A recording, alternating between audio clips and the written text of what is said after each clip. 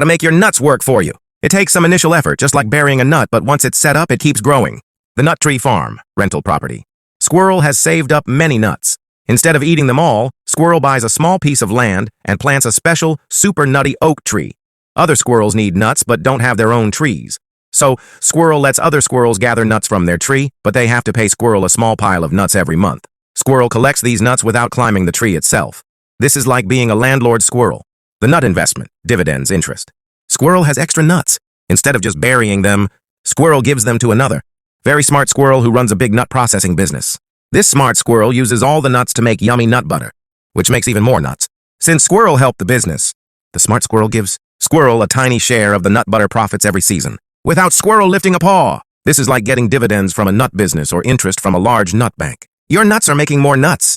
The Nut Cracking Machine Blueprint, digital product royalties. Squirrel is very clever and invents a super-fast nut cracking machine. Squirrel doesn't want to spend all day cracking nuts, so Squirrel draws up detailed blueprints for the machine. Other squirrels want the machine, so they buy copies of the blueprint from Squirrel. Every time a squirrel buys a blueprint, nuts come to Squirrel even when Squirrel is asleep. This is like selling a digital product or earning royalties. The Community Nut Stash, peer-to-peer lending.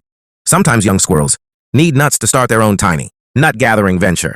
Squirrel has some extra nuts and lends them to these young squirrels with an agreement that they will pay Squirrel back more nuts over time for the favor. Squirrel helps other squirrels and gets more nuts in return without active gathering. This is like peer-to-peer nut lending. Why